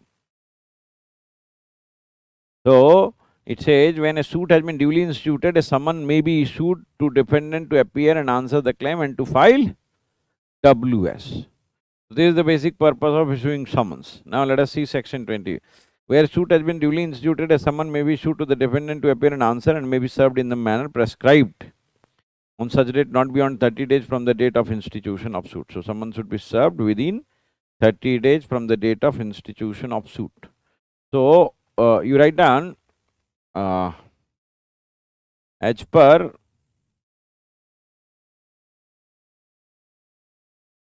provision of section 27 CPC and order 5 rule 1,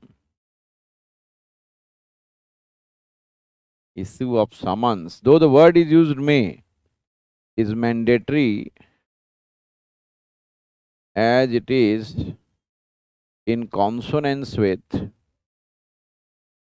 principle of natural justice. If you do not allow somebody to come, if you do not ask somebody to come and answer the claim, how will you decide the matter? I can't understand that. So, order 5 rule 1 is very clear on the point which says that issue of summons is mandatory as it is in consonance with, PNJ. As it is in consonance with PNJ.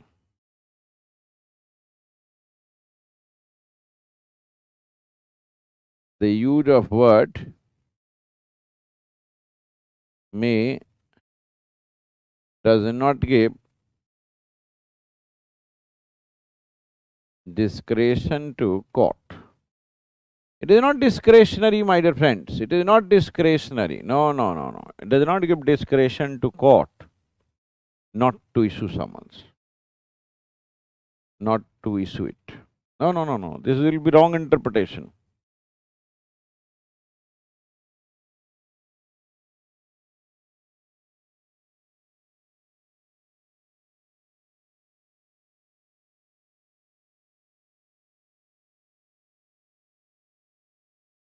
No, it doesn't mean that.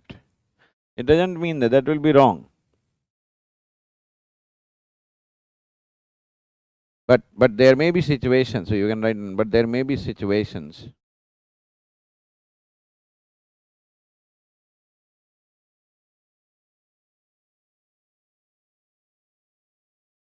where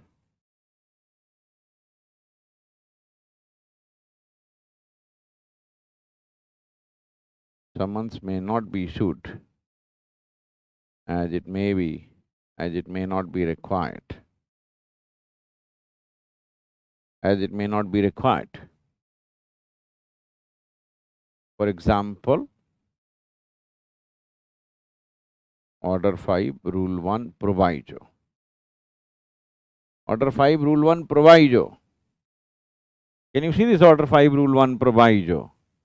He says that he has appeared and he has admitted the claim, so why will you issue the summons in that case?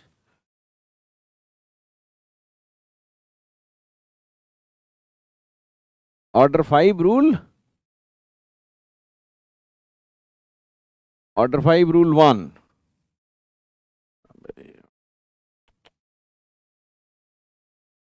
Order 5 rule 1 proviso.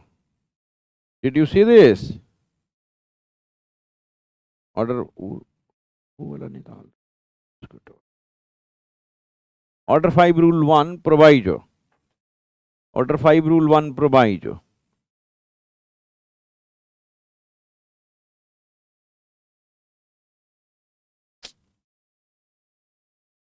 यार जाना तो कोई काम दे दो तुमको तो उसका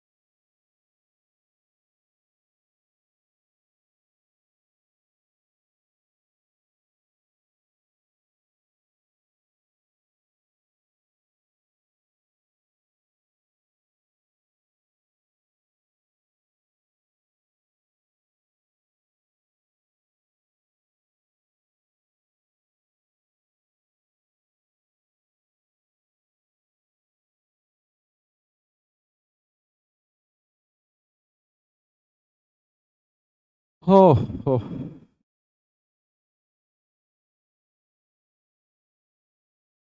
But there may be situation where summons may not be issued, as it may not be required. For example, Order 5 Rule 1 proviso. Order 5 Rule 1 proviso. Order 5 Rule 1 proviso.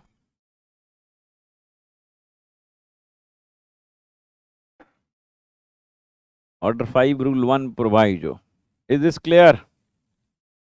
Order 5 Rule 1 proviso. Can you see this? Is this clear?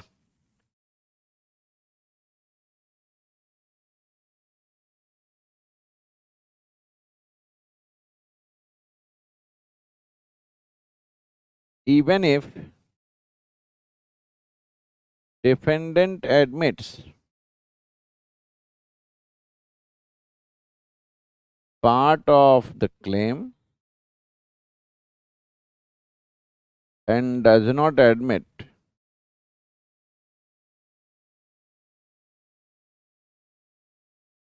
another part of the claim, then another part of the claim, then another, then for non-admitted part,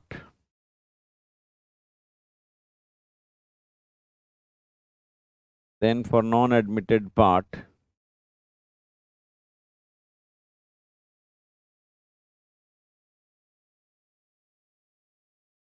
then for non-admitted part,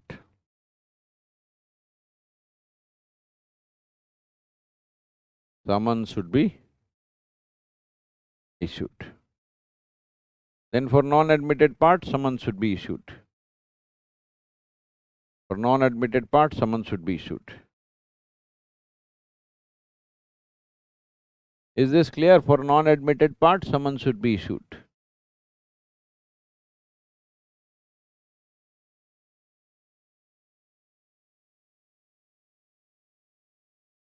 अब particulars of summons क्या क्या है उसमें तो देख लो. Name of the court should be there, title of the party should be there, the purpose should be there, date and time should be there, notice as to effect of non-appearance should be there, specification as to personal appearance or through pleader or any other person that is there, notice for document and witness and whether he admits the plaint or not, declaration by court, seal and signature of the judge, copy of plaint to accompany the summons, yes. These things should be there.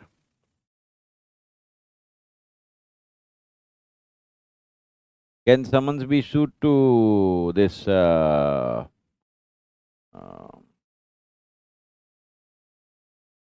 witness also? Yes, yes.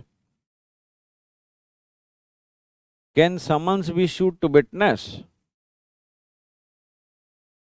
बिल्कुल भाई, can summons be issued to witness?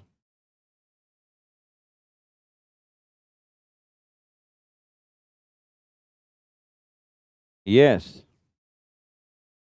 Can we see this order 16, that is summons to witness?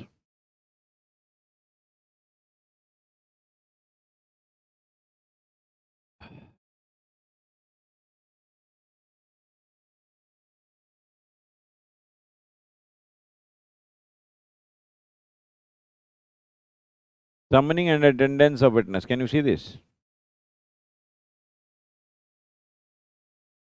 Summoning and attendance of witnesses, order 16, 16A, order 16 and 16A.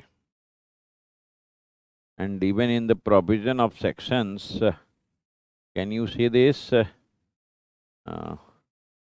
Section 31. So, section 31 provides for it, and order 16, now it is there, and 16A also.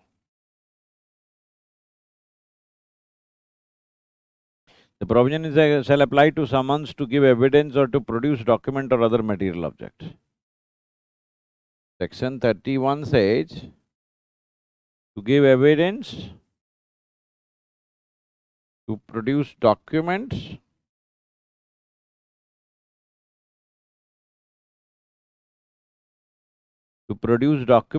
or other material objects.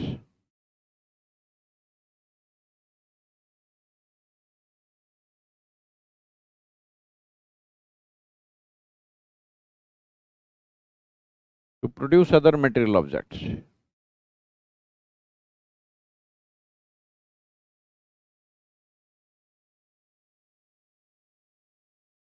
To produce other material objects.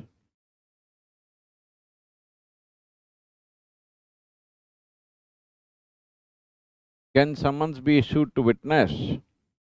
Yes.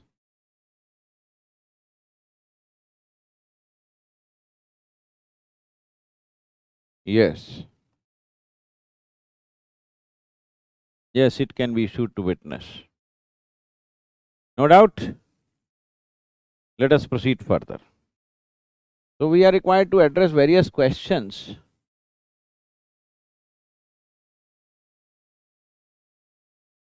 Particulars of summons, so you can see in this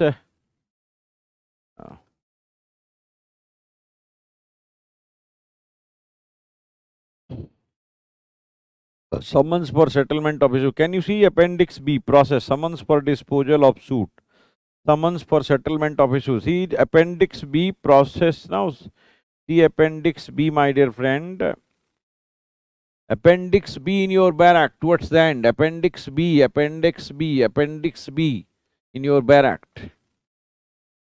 Summons for disposal of suit, summons for settlement of issues, summons to appear in person, summons in summary suit, summons for judgment, notice to person who the court considers should be added as co-plaintiff, summons to legal representative of a deceased defendant, order for transmission of summons, public servant in jurisdiction of another court to accompany returns of summons of another court,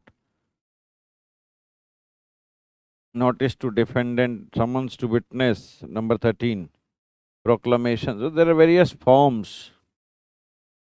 So there are at least 19 forms written here. 19 form written here in issue of process. Appendix B. Now, Appendix B.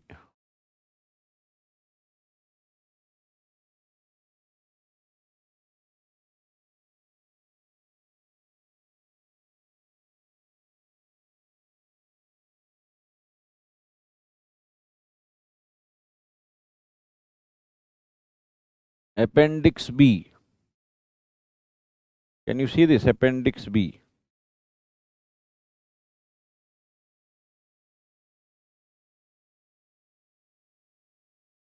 So, which is particular, which is not a particular of summons? Particular or not particulars of summons? Kya kya nahi hai? Not particulars of summons. So you can see this in, you can do yourself. Like name of the court.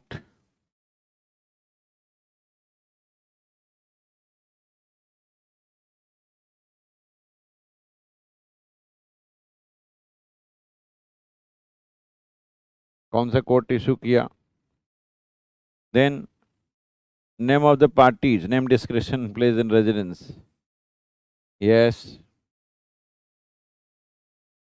it has to be always there. The purpose. Number 4, date and time and appearance, yes.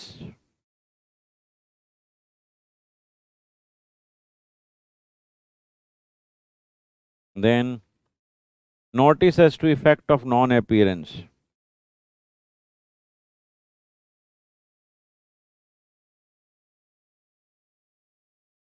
If you do not appear, what will happen?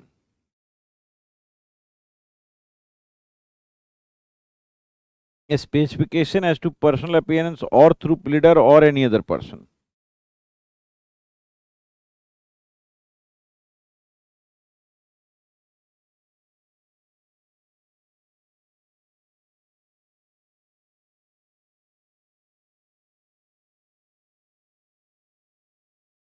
First you write down in this that what is name of the court, yes, name of the parties, yes, purpose, yes, date and time, yes, where he will appear, notice as to effect, yes, all these are yes, yes, yes, yes, yes, these are particulars of summons. These are particulars of summons.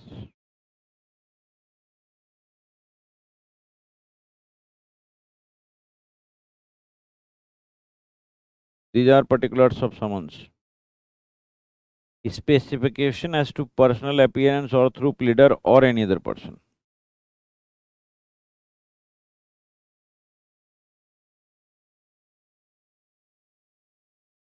As to personal appearance,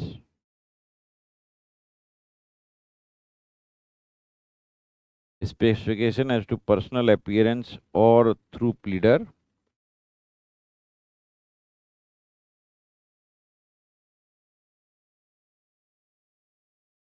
or any other person.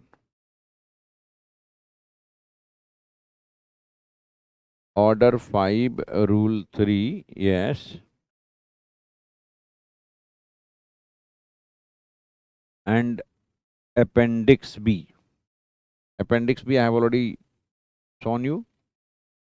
B. You can see in your barrack. You can see in your barrack, my dear friend, you can see in your barrack. All right.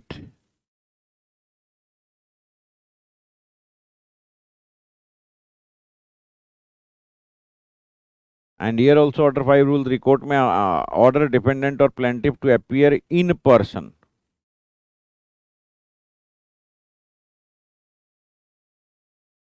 In person.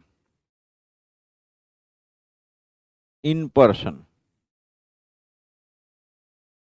Notice for documents and witness and whether he admits the plaint or not.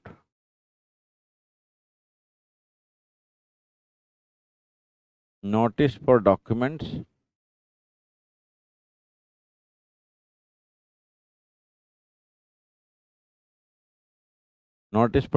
and witness and whether he admits.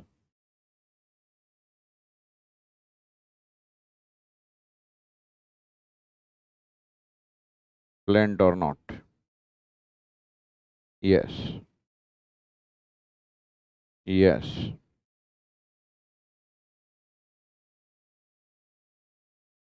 Declaration by court. Yes. Seal and signature of court. Yes.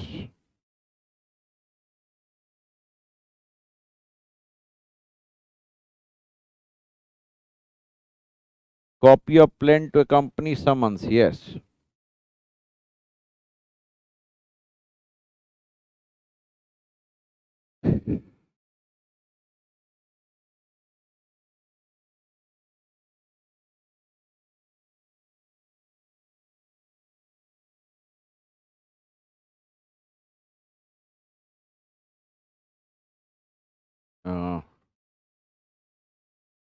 Copy of plaint to accompany summons. Yes. Copy of plaint to accompany summons. Yes.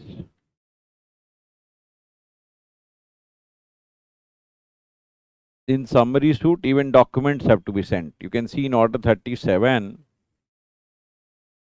Order 37,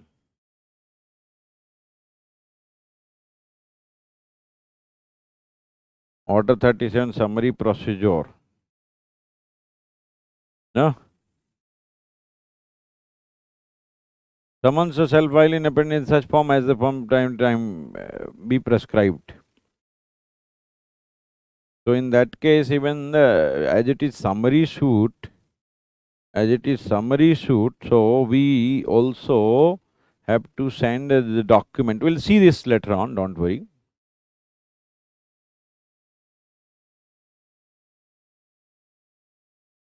Order 37.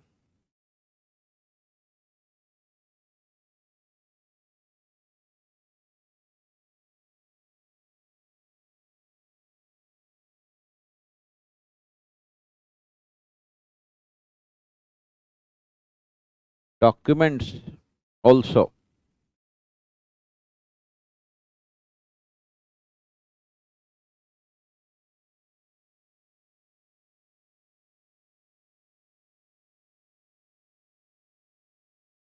Documents as well. Is this all right, my dear friends? Documents as well.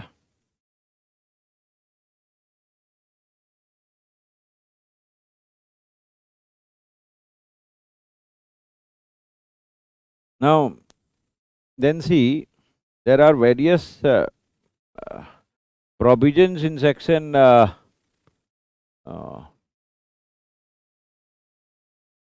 section 27 to 32, which basically tells you that summons will be issued in which cases and by whom, what will be the procedure, that is written in Order 5. So just have a look. Where a suit has been duly instituted, a summons may be issued to defendant to appear and answer the claim and may be served in the manner prescribed by obviously Order 5 on such date not beyond 30 days. So that is what you have read. Section 27 is general. We have read it already. And then 28, service of summons where defendant resides in another state. So if he resides in another state, what will you do?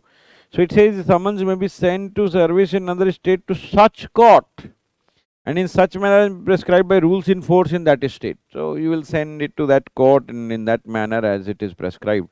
The court to which summons is sent shall upon receipt proceed as if it has been issued by such court. So if A court sends it to B court will issue summons in such a way or will send summons in such a way that it has been issued by him or by that court itself.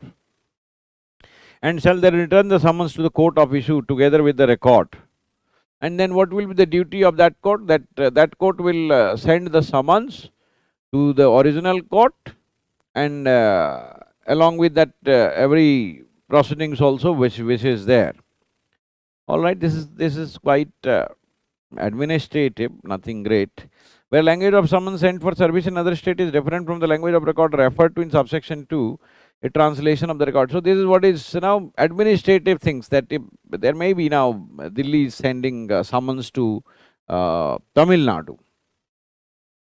So there you speak Tamilian language. In Hindi, where language of the court issuing the summons is Hindi, so a translation of the record in Hindi or in Hindi or English, where the language of such record is other than Hindi or English, shall also be sent together with the record sent under the. That is a trivial point, that there may be requirement of some translation, so we'll get it done. Service of foreign summons. Summons and other process issued by any civil or revenue court established in any part of India to which the provision of this code do not extend. Where it doesn't extend, then in that case, there may be some tribal area, there may be other area like Jammu and Kashmir, there may be any civil or revenue court established or continued by authority of central government outside India. Any other civil or revenue court outside India to which central government has by notification the official declared the provision of this section to apply may be sent to the courts in the territory to which this code extends and served as if they were summons issued by such. So obviously you will send it to that court and court will issue it or court will send it further. So that is again the similar provision as section 28. Nothing great, power to order discovery and the like. Now, is this clear? Till this point, are we clear? Are we clear till this point? So, if you permit, I will begin from here tomorrow. I will begin from here tomorrow.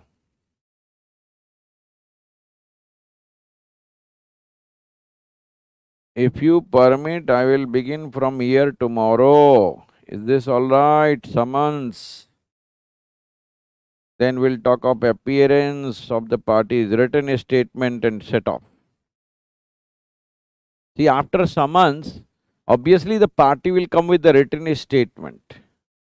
He will appear and he will file written statement. And in written statement, there will be discussion of set off and counterclaim. Very interesting topic.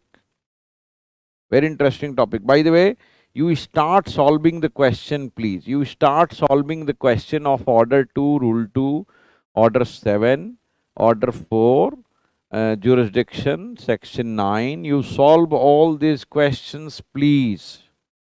We'll be taking up this question one by one now. Now we are trained enough to do the questions. So please start solving the question, my dear friends. And we'll start solving them one by one. And if you have any question, please do write in WhatsApp group. No personal question, no personal message for question for anything. Please write that in group. I will answer all the questions. I will answer all the questions, don't worry. I will answer all the questions, sir. Sir includes madams also. I will answer the question, please. I will answer all the questions, my dear friend. Is this clear? I will answer all the questions. You please write down the question. बाकी लोग का कोई जवाब नहीं आया. कहाँ हैं सब लोग? तिब्रा, जिया, राजेश, अभिषेक, Vaishali. These people have answered. Rajat now. All right. So I am taking leave with your permission, my dear friend. Leave to come again with all energy, all enthusiasm, all happiness. Is this clear? I think you all are happy, calm, cool, contented. If you do not understand anything, please look into section 16 proviso. Many people said, I have given example even today. So you just look into that. And if you do not understand, please let me know again. I'll explain again. Is this clear? So I begin tomorrow with all enthusiasm. And if you have any question, please do write. Anupama Bhaskar, who are we to permit you? No, you are my wonderful friends. You people are my lifeline. If you are not there, I am useless. If my students are not there, I am useless. If my students are not there, I am useless. Some of you were asking me the question, why I was crying that day. I tell you, this was the reason that in my another class, there was some technical issue and neither the students and nor my team were sincere enough in their comments. And they could not keep me happy, and I was very disappointed and dejected by the statements made by few of the students and made by even some of my teammates' work. So I was really disturbed, dejected, frustrated. And that is why that incident, and I was looking into that class time and again, I got disturbed as well. It happens sometimes because this institute is my lifeline. Whatever I am due to you, I am due to this Ambition Law Institute. So I owe everything to you and I owe everything to the institute. So that is why it is my humble duty to take permission from you as well. I am not the boss at all. I am your friend, I am your helper, I am your guide, I am your mentor, and same with you. that you are similarly my guide, my helper. You will help me, you will guide me, you will goad me, you will encourage me. So please solve the questions sincerely. Everyone, even if you are not able to do it, start doing it. You will be able to do it tomorrow, day after tomorrow. Thank you very much. God bless you. Bye bye.